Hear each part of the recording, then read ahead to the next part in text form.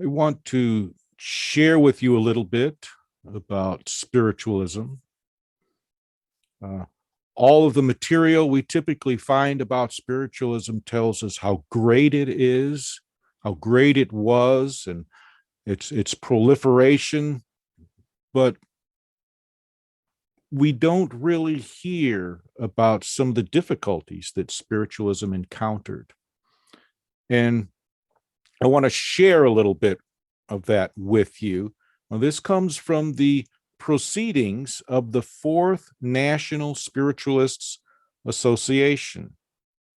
And later, this became known as the NSAC. And it's from this organization that the Independent Spiritualist Association came from.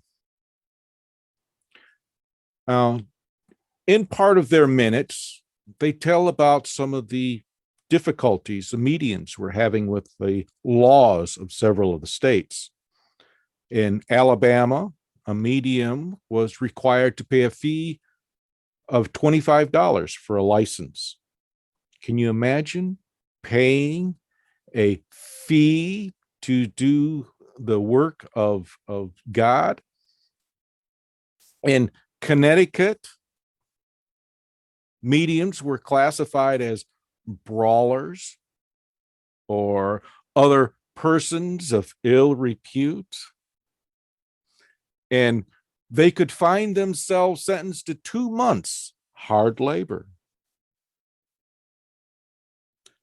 In Delaware, it's amazing. In Delaware, anyone having dealings with spirits, fortune telling, and such may be fined not more than $100, but also held in a pillory. Now, I didn't know what a pillory was, so I looked it up. And a pillory is something, it's a box that you're stuck in with your head open, your arms open, and everything else. And the public can throw tomatoes at you, use you for target practice. They were held in a pillory, I believe, for an hour.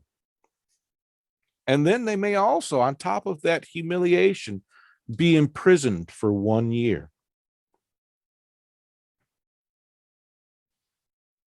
In Florida, mediums could be arrested for fortune telling and arraigned for larceny if they accepted money.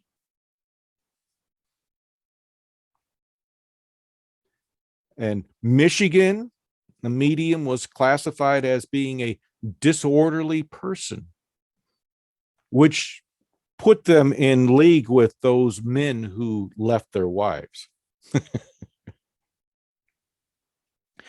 And fined $50 or 60 days in jail.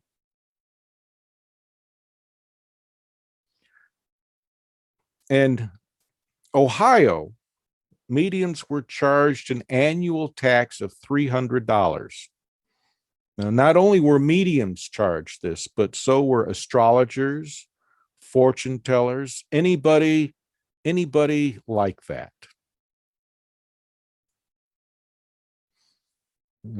When I read that, I was surprised, very much so. Within the Independent Spiritualist Association, we have what's called a defense fund. And the NSA actually set this up, a fund that they could go and defend, not only defend their mediums, but also to pay their fines and such as well. So the defense fund at the time played a very important role. Now, you can get insurance for this type of thing. It's very different. But, reading that, the pillory, I was astounded when I read that. I can't imagine somebody being put on public display like that and ridiculed and abused. It's fortunately we can thank them for changing a lot of the laws. Does anyone have anything they would like to add to that? What years were some of these facts that you named? Okay, this was taken from their fourth annual convention. I believe the year was 1896. It could have been 1897 because they formed in 1893. And the height of the spiritualist movement was around the 1920s? Possibly. I'm not sure. I think you know more about that than I do when we talked about spiritualism.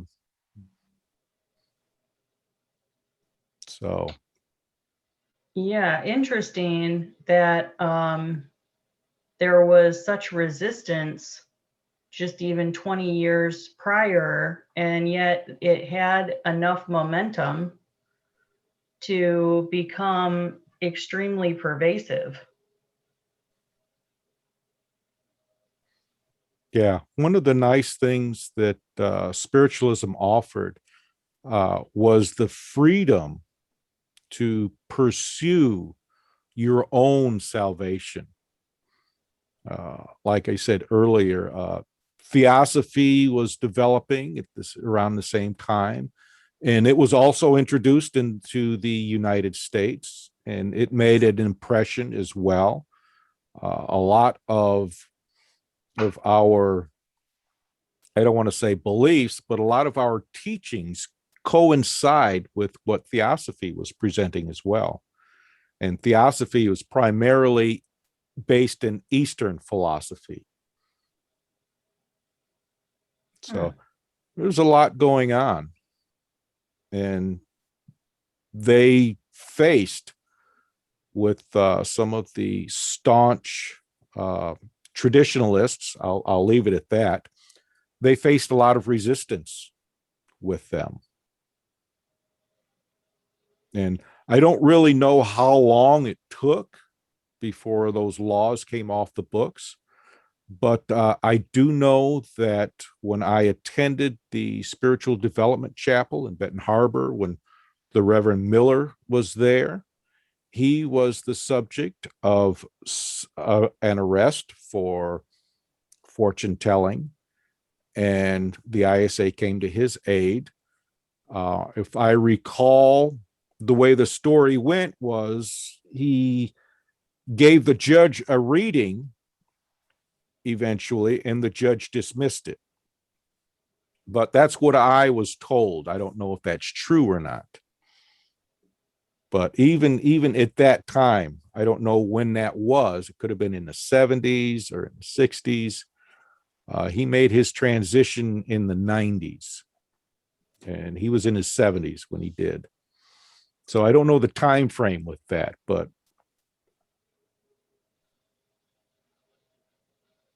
$300 would have been like 6,000 or more in today's dollars, to put that in perspective.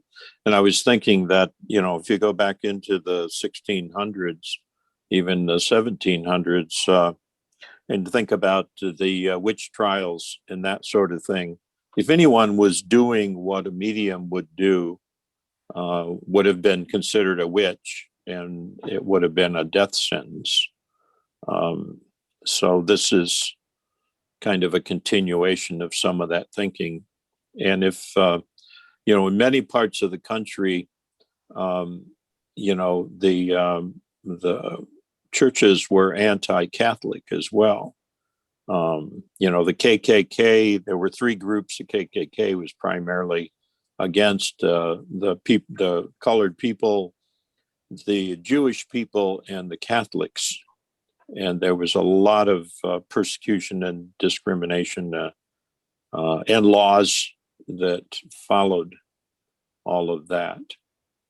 So it's not, considering that, it's not terribly surprising, but not all that long ago either. yes. And, with the social unrest that's taking place, even now, a lot of that seems to still be prevalent. Oh, There was a movie on Netflix that I was telling you guys about a few months back about the spiritualist movement. And I believe, if I'm not wrong, I believe it took place in France. But anyway, I would have to look back on Netflix and see if it's still playing and grab the name again if any of you were interested. It was sure. pretty good. Yeah, you can send that to me and I will I'll put it on our website for a little bit. Okay. So thank you.